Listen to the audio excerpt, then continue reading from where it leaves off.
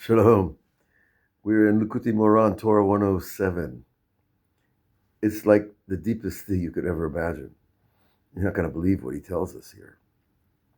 Ki tetzei lemilchama oyevecha. When you go out to war against your enemy, well, that's not far afield. V'chulei v'shivita shivio, and you took captives.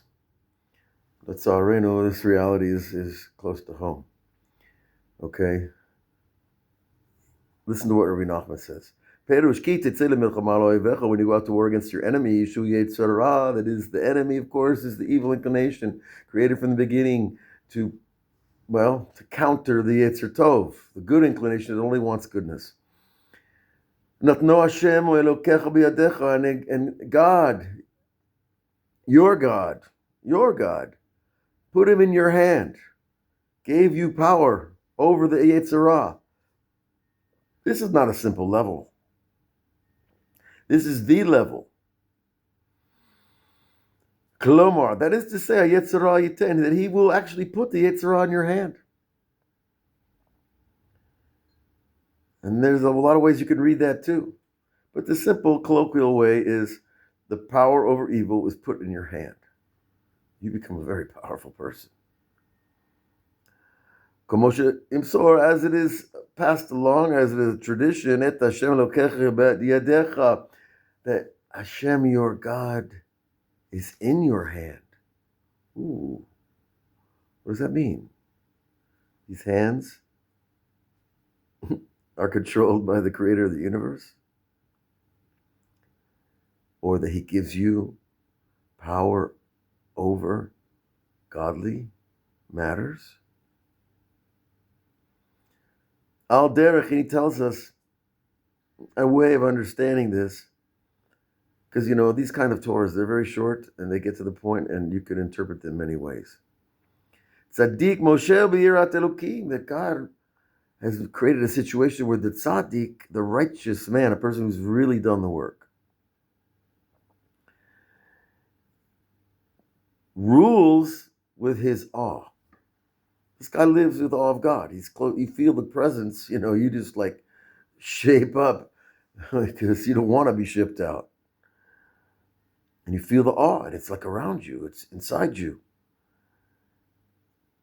Tzaddik Moshel b'yirat Hashem, that through this awe of God, the tzaddik, inherits a rulership. And this is from the Shmuel Bet, this verse. Rabbi Nachman adds the click, that switches in our head. Notenet Torah eitz al zeh. The Torah gives us an advice about this situation of the tzaddik that rules with his awe. Because when you get around someone who has awe, you're like, I think I'm just going to sit in the back row and be quiet. Shavita shivio. Well, you shavita shivio, and the simple meaning is you took a captive. Klomar, im mashu rotze letgaber alecha. That is to say that the Yetzer Hara, his job is to try to overcome us, no matter how good we are. Rather, the opposite is true. The better we are, the more he wants to take us down, because we become a force for goodness and God in the world. When he comes to overwhelm you, hayinu begadlut. How does the Yetzer Hara knock down a guy who's good? A woman who's really holy and good? He sends them a little juke in his brain called ego. Godlut. Wow, look at me now. Look at the level I reached now. Look at the good deed I did now. I have to tell everybody. And that's not a tzaddik, obviously, but the Yetzer Hara is looking to over-expand our mind. Grandkids come over and want to blow up balloons. But, there's a point where you have to stop, or that thing's going to blow up in your face. And that's the Yetzer Hara wanting to blow up our ego. To think that we're great. No, God is great, and we're just an extension of his will. Bezeh itkaber alav, and when he comes to overcome him, how do you overcome him? Tomorrow you say directly to Yetzer Hara, guess what? Ech ani moshel. How can I rule anybody? How can I rule anything? The grandkids certainly don't look at me as like a ruler. I'm like the happy old guy that gives them candy. Ech ani moshel. How will I rule? Yesh li gava. When I have arrogance, I can't rule anybody. I can't even rule myself. But when you say that to the Yetzer Hara, you short circuit his systems. You short circuit his pathways in your brain to make you think you're great. Because when we think we're great, we're already falling. And you even tell him, God's not dwelling with me. Who am I? God's with the big guys, God's with the holy men in Jerusalem and hidden in the caves and the holy places. I'm just a guy God rescued, picked me up and took me out of Florida and drove me around a few times to LA. And then I said, I better get to Jerusalem if I want to make anything happen. And that's 34 years later. So, friends, be smart. The Yetzer Hara is very smart. He will try to knock us down no matter what could we do. How do you knock him down? You tell him, who am I? You want to mess with me? I'm nobody. God is not with me. I'm on a low level. And these messages are not low self-esteem messages if you understand what you're doing. When Rabbi Nachman came to Eretz Yisrael, he dressed up like a crazy person.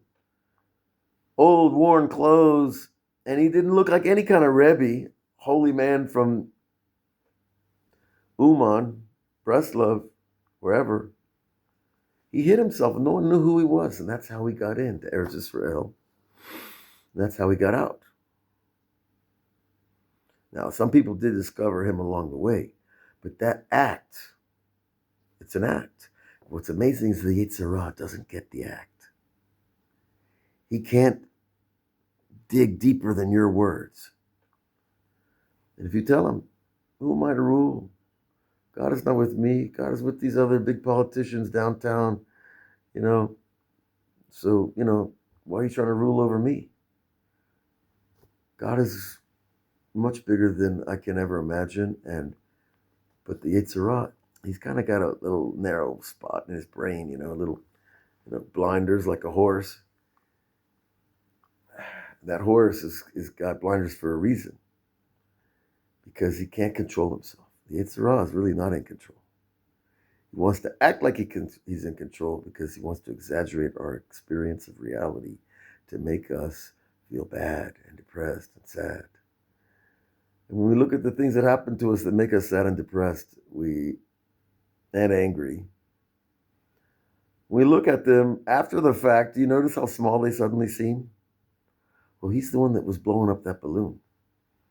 That lens in our brain to make us think, oh, this is too much, I can't take it, I'm done.